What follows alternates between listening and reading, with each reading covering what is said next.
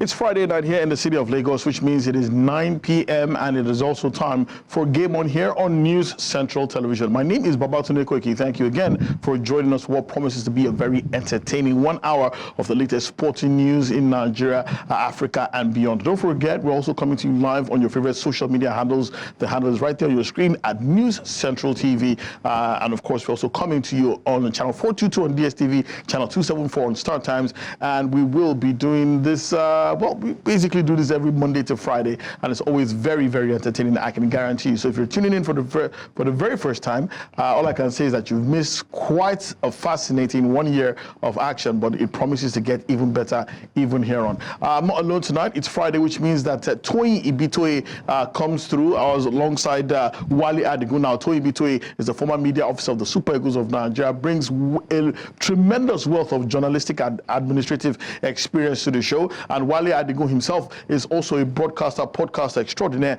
and is also the sporting director of Ughelli Rovers. Gentlemen, thank you so much for coming through tonight. Later on, we'll be talking about something particularly key. There is drama currently going on in the house of football. It is one ex-Super Eagle player against another Super Eagle player.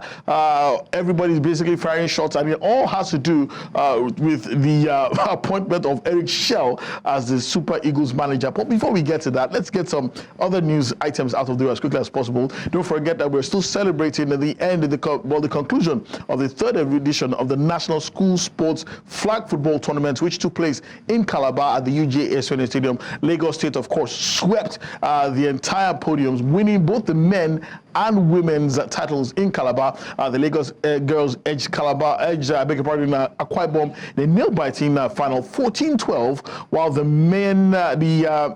the men's team from Lagos also won, defeated the defending champions from Akwa Ibom State as well, 22-12. And now back in Uyo, the community secondary commercial school from Ibiaku Itam, who actually represented Akwa Ibom State, they received a hero's welcome, a fantastic welcome ceremony from the students and the school management. And there you can see on your screen, I mean, the school were absolutely elated. And I'm wondering what kind of reception did they receive when they won the trophy last year? If, you can see people coming out to receive them for coming second. It's absolutely amazing. And it's pretty much feeds into what we say about success has many fathers. But in this case, success has many students, Toyin.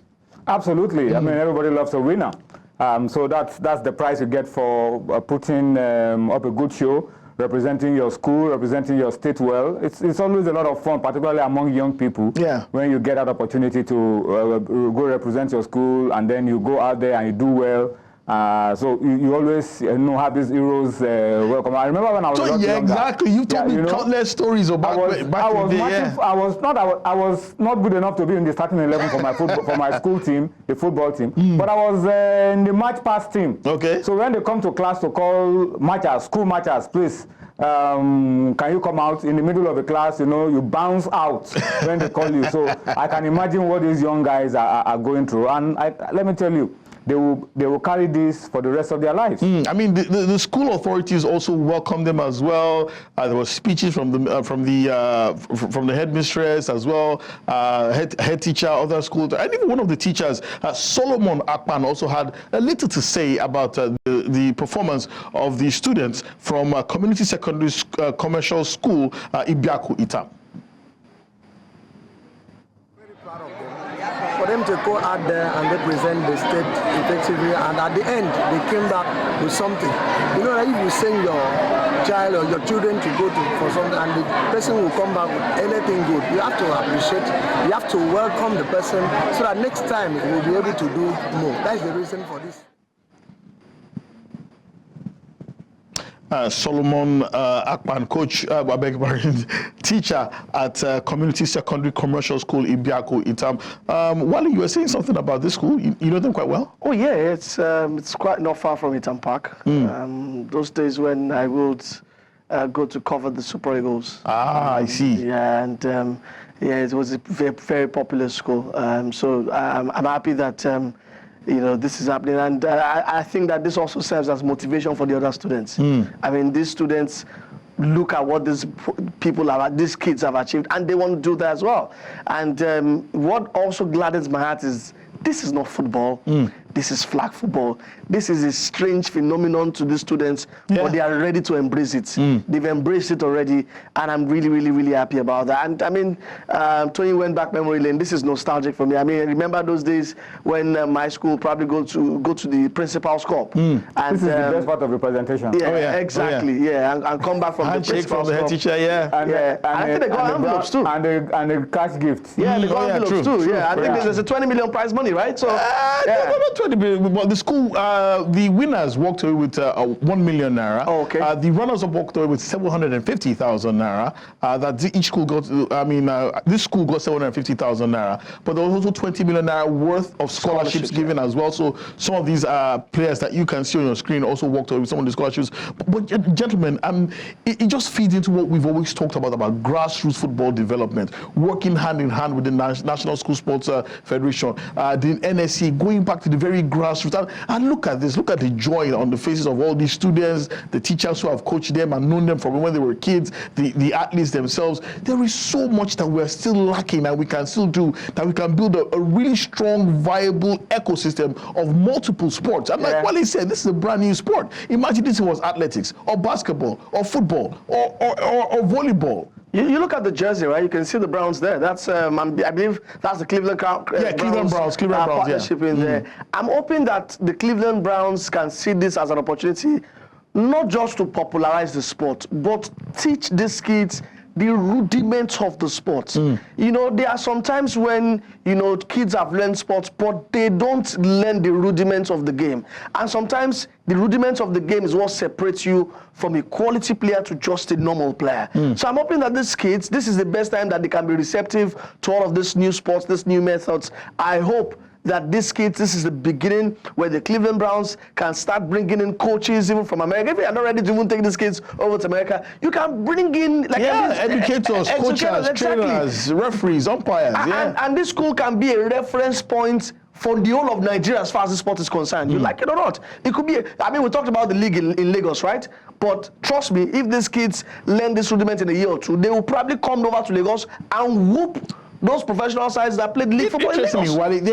They were actually defending champions. They actually won the second edition, but got to the final and lost to Lagos. So they're pretty adept at this sport. So I'm really hoping, like you said, that maybe, you know, the Cleveland Browns and other NFL franchises will want to do more as well, and hopefully this will be a major movement in Nigeria. But big shout out again to my good friend Akanimo Kufre, who's based in New York, who has done tremendous work over these last 3 days, covering this. Everything that has happened in Calabar, sending us sights and sounds from everything. And he was also here in Itam, bringing us all these pictures. So many thanks to Akanimo Kufre, who's based in Uyo. Still talking school sports now. The third leg of season 6 of the Dolphin Swimming League will take place this weekend at the Lagos Preparatory and Secondary School in Ikoyi, and it will feature 12 schools vying for top honors, defending champions Grange and St. Saviour's schools. St. Saviour's, of course, holds a special place for me. That's my alma mater. They will face tough competition from Lagos Preparatory School themselves, Green Springs, Atlantic Hall, Riverbank, Temple, Corona, White Sands, Lagoon, and other schools as well. The tournament is supported by the Lagos State Swimming Association, the Nigeria Aquatic Federation, and endorsed by the Nigeria Olympic Committee and the Nigeria School Sports Federation as well. And it also serves as a platform for selecting Nigeria's team for the 2025 International Swimming Federation Gymnasiade in Belgrade. And a big shout out to Mr. Oyebode, who's been who's behind the brains behind this for 6 years, and it's growing in leaps and bounds. And those who are saying that, why is it limited to just these big schools in quotes? Bourgeois. Yeah, private schools. But the most important thing is that that's where you find most of those who are interested in these sports. And if there are others who are in other schools who feel they can be a part of it, I'm sure that the organizers are ready to absorb them and make them a part of the show. But this has been going on for a long time. The schools that have the facilities for it, and the swimming association in Lagos as well, can encourage those in public schools who have interest in swimming to also be a part of it. But this is really, really encouraging. And I'm happy that it is getting bigger, getting better year after year, getting better organized. Recognition, yeah. Getting that kind of recognition. And, the network that Mr. Ibode has built around school sports, being able to interface with those outside of the country, get technical support and all of that, I'm sure will impact positively on this swimming competition in the years to come. It's also very important that we continue to promote this kind of sports, Wale, because, I mean, when we keep talking about how we have comparative advantage in these sports, and we talk about how, in the Niger Delta, the kids were born swimming, and it's one thing to be able to swim in a small river. It's another thing to be able to swim competitively in a swimming pool like this, an Olympic-sized swimming pool like this. So it's important that we continue to create structure for these sports, right? It is because they don't know the rudiments. It still goes back to my earlier conversation.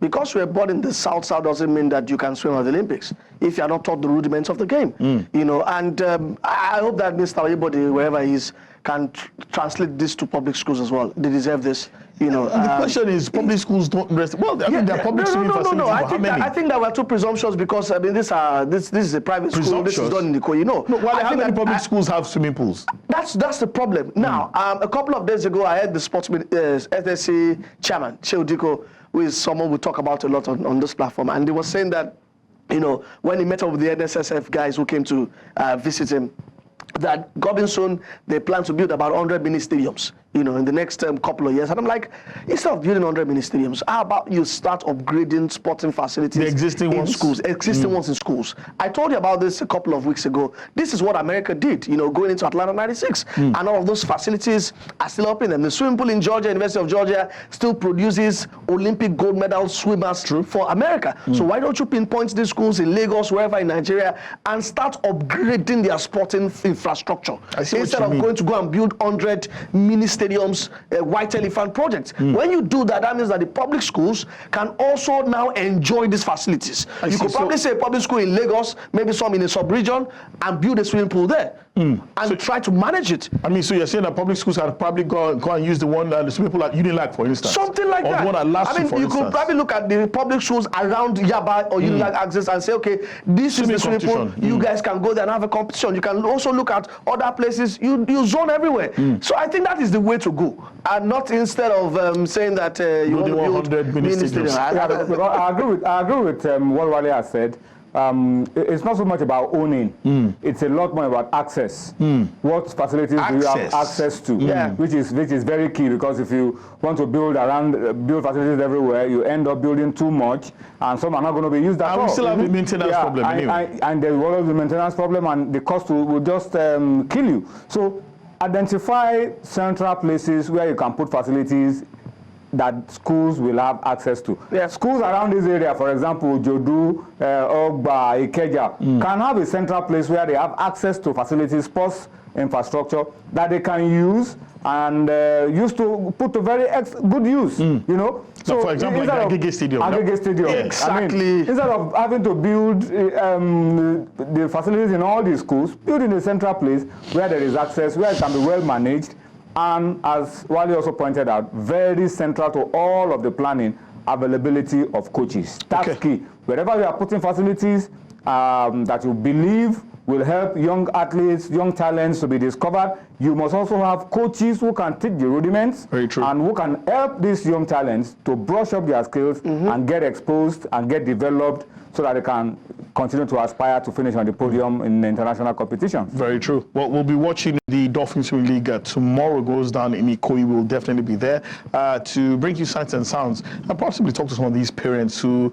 are doing their very best to encourage their children and wards to take up a career in swimming. Let's talk about some cricket now. And Coach Sarah Bhakita has expressed confidence in her team's readiness, saying the warm-up matches that the national under-19 women's cricket team have played have given them valuable momentum ahead of their historic ICC Under-19 Women's World Cup debut in Malaysia. The squad demonstrated their potential in recent warm-up matches, of course, narrowly losing to Pakistan, 8th-ranked Pakistan, before beating Scotland convincingly as well. 7-wicket victory in that particular game as well. But the talking is done now. Nigeria is expected to go out and do well against Samoa in their first game tomorrow.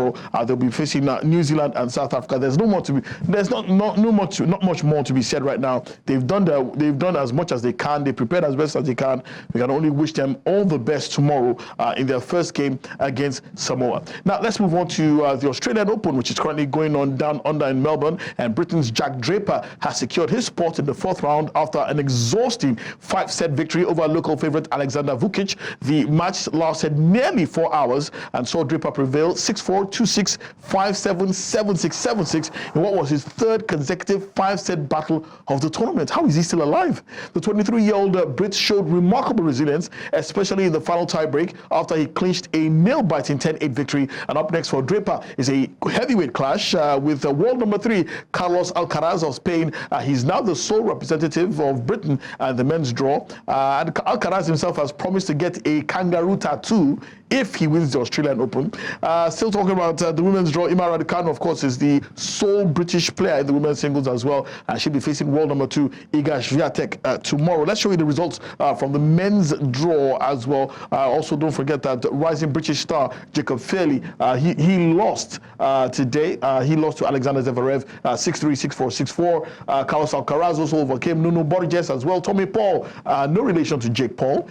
He defeated Roberto Baena 7-6, 6-2, 6-love. Novak Djokovic overcame Thomas Machak 6-1, 6-4, 6-4, while Jack Draper overcame, like we said, Alexander Vukic. Now, to the women's singles as well, there's a major upset today. Not upset as such, but the major news, Naomi Osaka was forced to retire from a third-round match against Belinda Bencic due to injury. After struggling with a stomach issue, Osaka lost the first set in a tiebreak before shaking hands and leaving the court. And this marks another setback in an injury-plagued build-up to the tournament after retiring in Auckland with an abdominal issue as well. And despite arriving in Melbourne optimistic, having won 2 tough matches, the 25-year-old's movement and serve deteriorated throughout the match. Bencic, the Tokyo Olympic champion, advanced to the fourth round and expressed hope for Osaka's swift recovery. Osaka's early exit continues a challenging period for the 4-time Grand Slam winner, who recently announced her split from rapper Corday.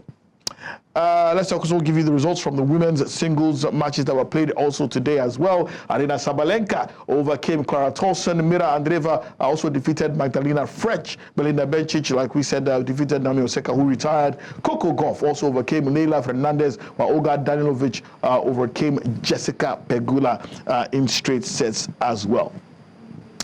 Okay, just before we go, let's tell you that martial arts is a very tough discipline for anyone to master. Be it judo, karate, taekwondo, whatever. It's very tough.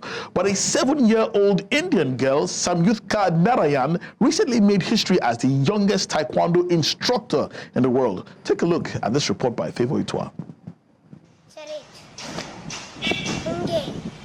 In the world where achieving greatness often seems tied to age, a young girl from India is rewriting the script. At just 7 years old, Samyuktha Narayanan from India has earned the prestigious title of the youngest taekwondo instructor in the world, recognized by Guinness World Records.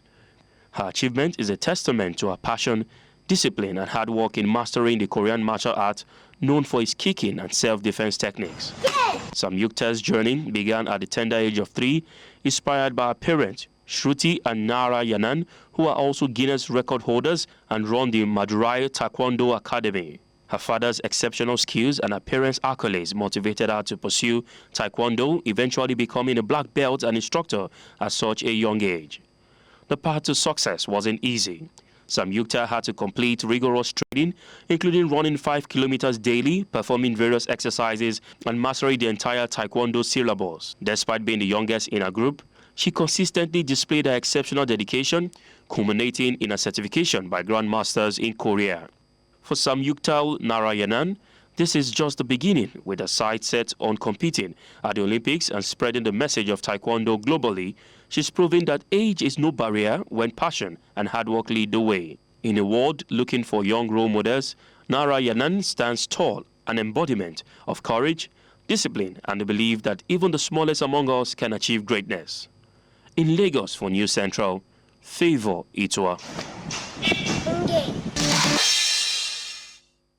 You're still watching Game On here on News Central Television. I still have Wale Adigun with me and Toyin Ibitoye, and together we'll be looking at some of the major stories in football now. And gentlemen, the Nigeria Women's Football League, of course, kicked off on Wednesday evening with match day 1 delivering an action-packed start to the season. 23 goals were scored on the opening day as well. And as the league gains momentum, attention grows to its prospects for growth and sustainability. And chairperson of the NWFL, Nkechi Obi, was actually on our afternoon sports show in the game earlier today, and she spoke about the NWFL's plans for advancing women's football in Nigeria. 2 matches a week, star matches with a highlight show. What that is supposed to get us is to get us more eyeballs, and if we get more eyeballs, we get advertisers looking at us and saying, okay, this might just be a product that we should focus on. That's Women's League. Look at match day 1, an average 3 goals per match, which means we're guaranteed to score. Not sure there's any game that have a goal in it. And we had games with 5 goals, 2 games with 5 goals scored by 1 person, and then the game with Robo Queens, 6 goals in that game, even the opponent scored. So what we're trying to do is to showcase the fact that we have grown. And we have grown to include more people. It's always very tough to find sponsors for the Women's League, considering the fact that the Men's League itself is pretty much struggling as well. You begin to ask yourself, gentlemen, why exactly has it proven very, very difficult? Now, in other climes, we've seen that, for example, in the English Premier League, they actually even give a portion of their revenue to support the Women's League. Now, we're not sure of the revenue of the NPFL in Nigeria, or even if they even have any revenue, so they can't even support the NWFL as well. But you begin to ask yourselves, how do we even begin to sort this issue of sponsorship out as well? Tony, I really don't get it. Yeah, it's tough, really tough, because the men's game is supposed to drive the women's game in terms of football in Nigeria, but then the men, as you said, are struggling. So, I mean, the fallout is that it affects the women. It has to do with the structure of our clubs. Our clubs are basically mainly government clubs, and so there is very little that is done in terms of being aggressive with getting support from the private sector. So that's one issue that we have to address if we want to get the women's game to also enjoy some good support. So once we get the structure right and we are able to develop funds to get involved in all that is happening around the game, then we can begin to look at sustainability for the women. The men are hardly seen on TV. So what will you expect from the women? Streaming, yeah, is a major part of football these days. But then how many people...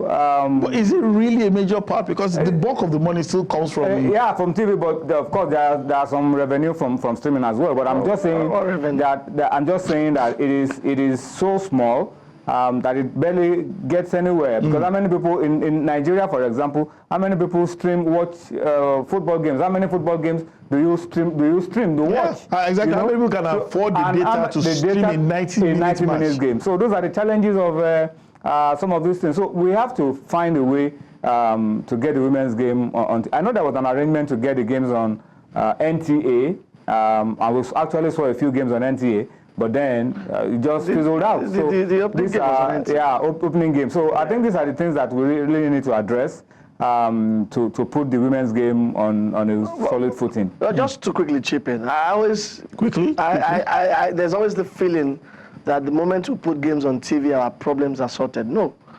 Our problem goes back to the product. That's same thing also applies to the men's game. For you to be able to market or benefit or sell a product, there has to be a product. Yeah, and what exactly is this product, Wale? The product itself is the league. The league, and what exactly? I mean, you talk about the quality of the pitches, the quality of the... It is a total package. The ambience of the game. Everything comes together to give you a product that you can market, that you can sell. Now, if you go and meet the person you want to sell to, the person is going to tell you what is my ROI? Can you tell me that the league right now at women or the men's game has an ROI? Nothing yet. Can you tell me that 50,000 people will watch one we particular deceived game? ourselves one time by the MPFL shares or something like that, if you remember a couple of seasons ago. Share I mean, what has come to the end of that? We know those who try to pitch it, but hey, what has come to... So I think that we need to start talking about creating a product. The English Football Premier League are talking about, they created a product, and that product has turned into $1 billion product that is making money year in, year out, from broadcast to merchandise to gate takings to a lot of things. You know, so we need to brand that product. If we don't do that, we are only deceiving. You can put games on TV. I mean, look at the women's game.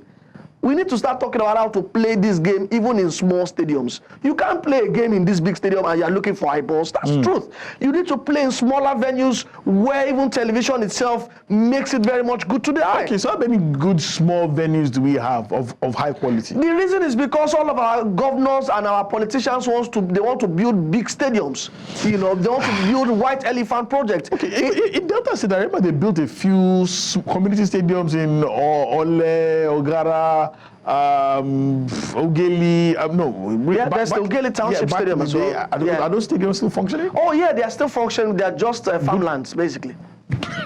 Okay. To Jeremy. No, I mean, I agree with what Wale has said. And it comes down to what we discussed about the National Sports Commission trying to build edifices, too much, arena, too many, and all of it. too soon. Yeah, you need small, manageable facilities, you know, that can be maximized. And then if the teams or those using those facilities outgrow those facilities, then you can probably move them to a bigger one.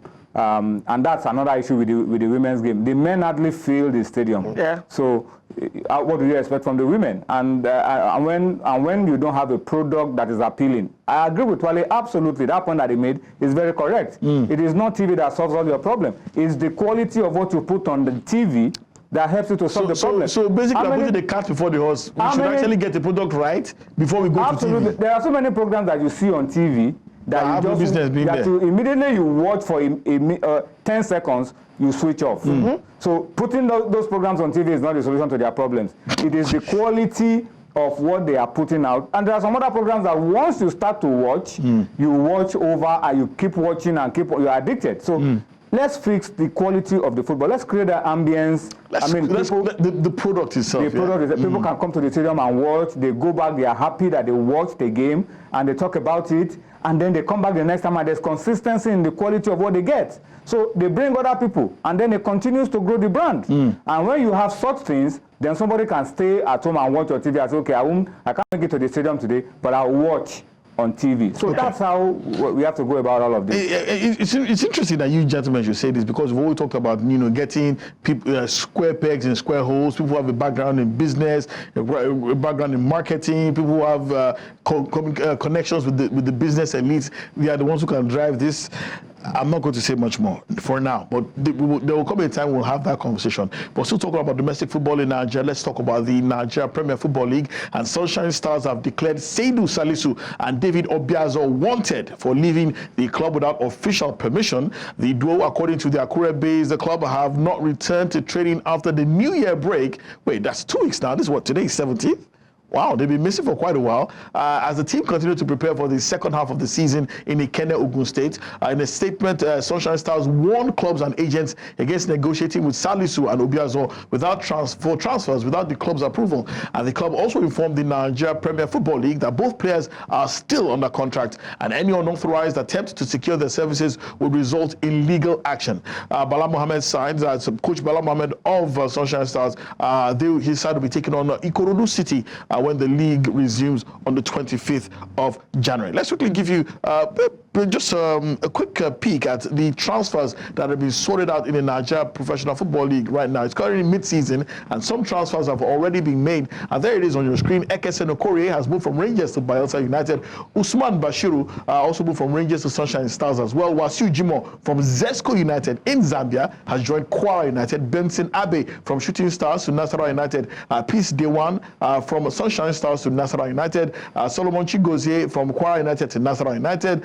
Ugo Chukwu Leonard from Hartman to Nasarawa United. Onyema Emmanuel from Ikorodu City to Nasarawa United. Seems and all the business is being done by Nasarawa United. They need the most. They want to stay up. They are bottom of the table. They need help. They want to stay up. I can imagine. Sadiqa Ibrahim from Sunshine Stars to Shooting Stars also as well is on that list. And not forgetting, there's one last one. Jerry Isaac from Nasarawa United to El Kanemi Warriors is in the mix as well. Gentlemen, the big talking point of today has to be the appointment of Eric Schell as new coach of the Super Eagles. That has continued to raise massive dust, even amongst former international players, former Super Eagles players, and the former captain of the team of the Super Eagles, Austin Okocha, has joined the fray. And following the appointment of Okocha, following the appointment of Schell, Okocha went on record to say, and I quote him, the Super Eagles may not win any trophy until the current NFF officials are dissolved or reformed. Appoint new officials who know more about football, who have interest in football, and who love football, whose lifestyles represent football. You can't appoint politicians to manage football. They will turn it into politics, and that's what is happening today. We have the best players in the world, yet we have no trophy to lay our hands, not because of the players, absolutely not. When you change a coach, you have changed a dream, a vision, and a mission. In short, you have changed a generation. Changing a coach isn't just as it sounds to the air, it's harmful to the players. They will lose focus, except the players on their own demand for a better coach. Before you consider changing a coach, get some key players, I believe, within the team and interview them, seek their opinion, because most of the players' performances is based on the good relationship that they share with the coach. Former captain of the Super Eagles of Nigeria, Austin J.J. Okocha. Now, that statement by Okocha has drawn the fire of his international teammate, who is also a former African Footballer of the Year, an Olympic gold medalist, just like Okocha as well. And he's also a member of the NFF Technical Committee, Victor Ikpeba. He also went on record to say that when Finidi had his issues in the Super Eagles, how many of ex-internationals came out to support him? So why are they now making comments? We need to be honest in our criticisms, even though everyone is entitled to his own opinion. In everything, Nigeria must come first. Egwavon did a remarkable job to qualify us to the AFCON, but now a decision has been made and we have to support the new man. That's Victor Ikpeba, member of the NFF Technical Committee, reacting to criticisms of the appointment of Eric Schell by the likes of Austin J.J. Okocha and even Kanu Wanko, who was also weighed in as well. But this has not ended the fray, because Okocha has fired back again, and he said, in their decision, if their decision is taking me to court, so be it. We can't continue to keep quiet when things continue to spoil. I have received series of messages to apologize to the NFF, and my question is, for what? For demanding a better committee? No, I can't apologize. While I just made my own personal opinion, don't we have rights for freedom of speech again in Nigeria? Football is the only tie that keeps Nigeria going as one. It is our only source of joy. If you politicize it, what will be our hope tomorrow? We must be free and allowed to express our minds. Gentlemen, I don't know exactly what to say, but this is major drama. Obviously, not everybody is unilaterally happy with the appointment of Eric Schell, but when you find former teammates who should know better, one of them is also a member of the NFF Technical Committee, the same committee that recommended Eric Schell, being criticized by his former teammates, you can be sure that everything, not all is as it seems, Wale. Yeah, there's more than meets the eye, and this is a drama that I'm sure will still have plenty of episodes. This is just maybe the pilot edition of it. But I think that everything J.J. Okocha has said is true. Everything he has said is the bitter truth. You know, there are a lot of politicians running the game, and you like it or not, the game cannot move forward when the people who are running it are deep and neck deep into politics. We've talked about consistently on this show how other sports federations have been run by proper technocrats. We've talked about cricket, we've talked about chess, we've talked about badminton, fencing, handball, and we've seen the progress they've made. So maybe not giant strides, but in their own right, they have made progress. You've seen ideas that they've brought to the table. The question is, how much of that have we seen with the Nigeria Football Federation?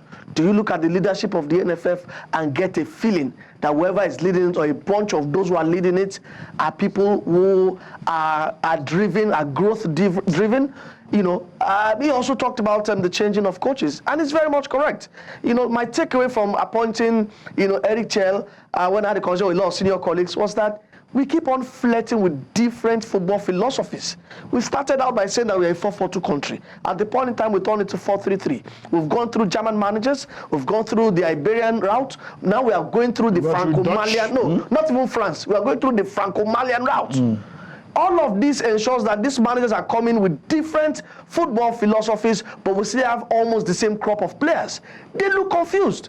There's a feeling, even that I'm hearing, that certain leaders in the Super Eagles will leave it at the choice of Eric Chell without their knowledge. And they have to be pacified, to come on board and ensure that they can rally around and get other players on board as well. So I think he said the truth, but there will always be the questions.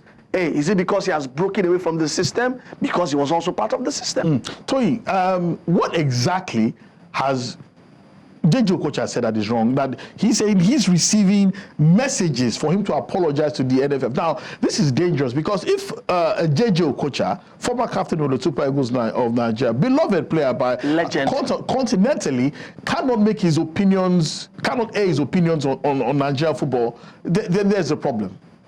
I'm not sure about asking JJ to apologize. I don't know where that is coming from. JJ he said it. He said, I received a series of messages. JJ is entitled to his own opinion. JJ has earned the right to have an opinion in Nigerian football. I may not agree with everything he has said, particularly about dissolving the NFF or politicians and everything.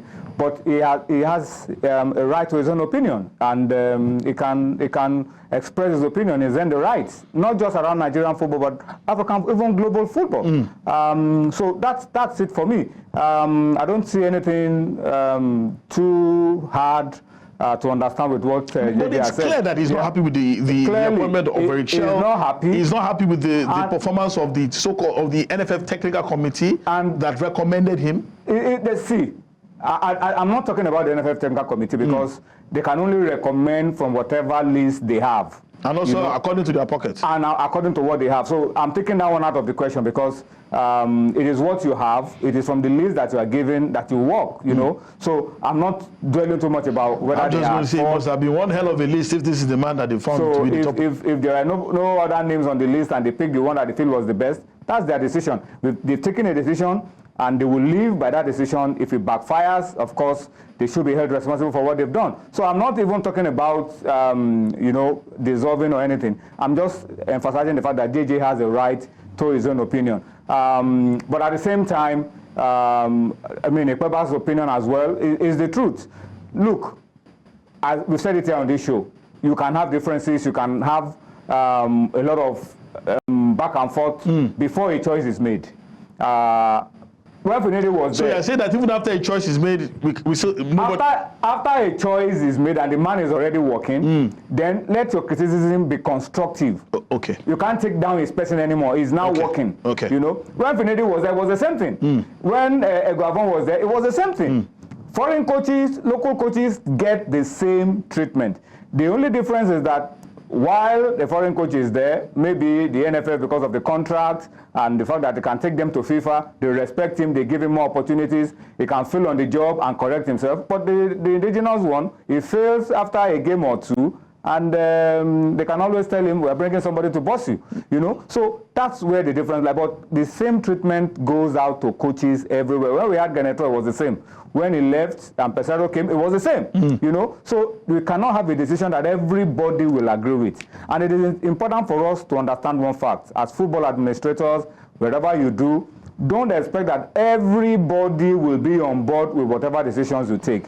Take your decisions, defend your decisions, and live and die by whatever the consequences of your decisions are. That's the issue. I don't think in Nigeria we don't really die with our decisions, because I've never heard of an entire NFF board resigning over a bad decision that they've made. But that backfires. But we'll see about that going forward in the future. But let's move on very quickly. We're hard pressed for time. CAF Champions League group stage matches will be played this weekend as well. It's a climatic weekend. 2 quarterfinal spots still up for grabs. 6 powerhouse teams have already secured their places. Al Hilal, FAR Rabat, Al Ali, Orlando Pirates, and Esperance round. Pyramids have also moved through. These are the fixtures here on your screen. TP Mazembe versus Al Hilal, Young Africans versus MC Alger, Al Hilal versus Orlando Pirates, Sarah Bhakita versus Stade d'Abidjan, Esperance versus Sagrada Esperanza, the Battle of the Esperances, I like to call this one. Pyramids versus Joliba, FAR Rabat with guests of Mamelodi Sundowns, while Raja Casablanca will face Maniema Union of Congo. So that's really good to see. Already, 2 teams have gone through. Al Hilal and MC Alger have gone through. This is Group A. Now move on very quickly to Group B. Yeah, there it is. AFR Rabat possibly gone through. Mamelodi Sundowns just need a draw in order to go through as well. Raja Casablanca still hoping to upstage them as well. Let's move to Group C as well. Orlando Pirates, 11 points. Al Ahly, 11 points. Both through. Sarah Bhakita and Stade d'Abidjan can't do anything about that. Group D, very quickly, let's show you that Esperance Tunis and Pyramids also have secured their places in the second phase as well. Of course, the CAF Confederations Cup also reaches a crucial point this Sunday as well. These are the games to look forward to. CS Sfaxien versus Bravos do Maquis, Simba versus Constantine, Stellenbosch will be guests of RS Berkane, Stade Malien will take on Linda do Sol, ASEC Mimosa will face Arapa United, USM Alger will battle Jaraf of Senegal, Al Masry will entertain Black Bulls Maputo, while it's all to play for in Egypt when Zamalek hosts Eyimba. Now, Eyimba need to get some kind of result in order to move forward in that particular. They need a win. They need a win, yeah. And this is a win doesn't guarantee Eyimba anything. A win doesn't even guarantee it. Yeah, they need to win and pray for Al-Masry not to win. This is Group A, Constantine and Simba. Constantine seem to be through. Bravos do Maquis, I'll be surprised if they go through, but Simba are also not safe as well. Let's show you Group B of that particular competition. Renaissance, the Sporting de Berkane are through as well. Stellenbosch also through as well. Stade Malien and Club Desportivo de London de Sul, they are out. USM Alger are through. ASEC and Jaraf as well will be fighting for second place. Orapa United are completely out. And in Group D, which features Nigeria's Eyimba, they need 3 points away in Zamalek. In Zamalek, a very tough ask. I don't know how they're going to do this one, but it's very tough. Is it impossible, gentlemen? Even if Zamalek does the favor of losing at home, they also have to ensure that Al-Masry don't win at home. So that's two. Against a Mozambican team that have been the whipping boys in this group. And Black Bulls also can qualify if they beat Al Masry and Eyimba failed to beat Zamalek. So there's everything to fight for. It's a tough one for Eyimba, but we'll keep our fingers crossed and hope against hope. Now, speaking about a tough one, a certain Nigerian player is in a tough spot. Nigeria international goalkeeper and Udinese star Maduka Okoye is under investigation for allegedly betting on his own yellow card during a match against Lazio on the 11th of March 2024. The Udinese prosecutor's office is probing accusations that Okoye deliberately received a booking for time wasting in order to profit from a bet placed on the outcome. Now, the case, which also involves Diego Giordano, the owner of Bifi Pizzeria, a popular spot for Udinese players. The suspicious betting activity was flagged by Sisal, an Italian betting company, which detected unusual betting patterns around Okoye. Okoye himself is currently sidelined with a wrist injury, and it has been enjoying a strong season at Udinese before the scandal broke. And this comes amid their personal struggles, reported personal struggles, including a breakup with his girlfriend, long-time girlfriend, and family-related issues as well. We can't comment on this right now because it's still under investigation. We're just hoping that somehow he's exonerated, because these are not pleasant accusations at all. Yeah, but while we can't comment on this, we can also sound a note of warning. A lot of betting goes on the domestic scene in Nigeria. Oh, absolutely. So this is something that we have to take very seriously. As Wale and I said at the beginning, off camera, betting, doping are some serious issues that we all have to begin to focus on in our domestic football. I totally agree. I absolutely 100% agree. This man has definitely hit the lottery, and he hasn't placed a single bet. I'm talking about Manchester City striker Erling Haaland. He signed a new long-term deal with Manchester City that will keep him at the Etihad Stadium until 2034. Now, the Norwegian joined City from Dortmund in 2022 and has scored 111 goals in 126 games for the club since. The striker's previous deal, which reportedly included a release clause, had been due to expire in 2027. And Haaland's new deal would see the striker remain with City until his 34th birthday should he stay at the club until its expiry in 9.5 years' time. Now, Haaland's contract renewal comes 2 months after Pep Guardiola's decision to sign a new 2-year deal of his own, and the length of Haaland's deal is the longest in Premier League history, eclipsing the 9-year deal that Cole Palmer signed with Chelsea last August. Gentlemen, what's going on? You basically signed your future to Manchester Man City. City for life. This is the definition of Man City for life. Yeah, City for life. I agree. Still speaking about football now, we hear that Belgium have parted coach ways with their head coach Domenico Tedesco following a disappointing tenure, and was appointed in February 2023.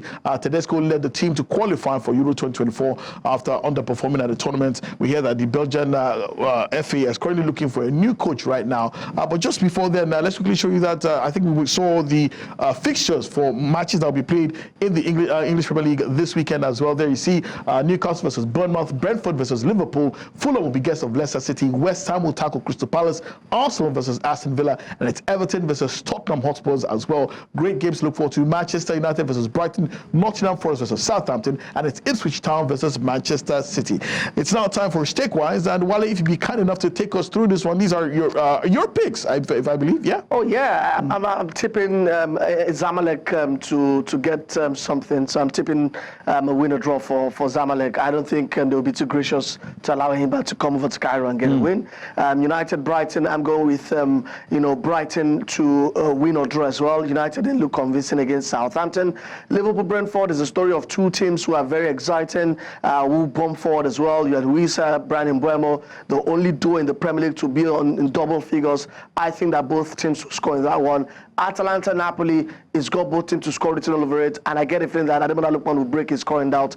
He's currently on a scoring drought right now, and I think Barcelona should be the toughie. They're on the eye. They won the Super Cup, beat Betis in the Copa del Rey as well. It should be easy for them at the Coliseum. Okay, and let's make a quick correction. It's actually Zamalek versus Eimba, not Eimba versus Zamalek. Those are two separate games, and it's Brentford versus Liverpool, not Liverpool versus Brentford. But thank you guys, Tony Ibitoye, for coming through, and also Wale Adigu for also coming up tonight, and also the guys behind the scenes who made this possible. Thank you as well, and also to Akademo Kufre all the way in Uyo, who sent all those great pictures and videos from Uyo and Calabar over the last few days. Thank you as well. But before we go, it's Grand Slam season, and the first major of the year, the Australian Open, is currently on. So let's talk a little bit about tennis history and one of the most remarkable displays of endurance ever seen on the court.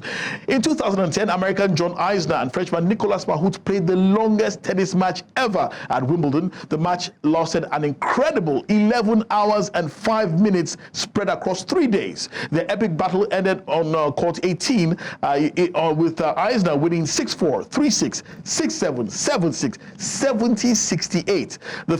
The fifth set alone lasted over 8 hours, with both players serving over 100 aces each. And fun fact, this match was so long that the scoreboard at one point even stopped working at 47-47. And this historic marathon will likely never be repeated, as tie-break rules now limit final sets at major tournaments. That's our show. Many thanks for joining us this week. The show returns on Monday with a fresh edition. My name is Babatunde Koiki. Wish you a fantastic weekend. Bye-bye.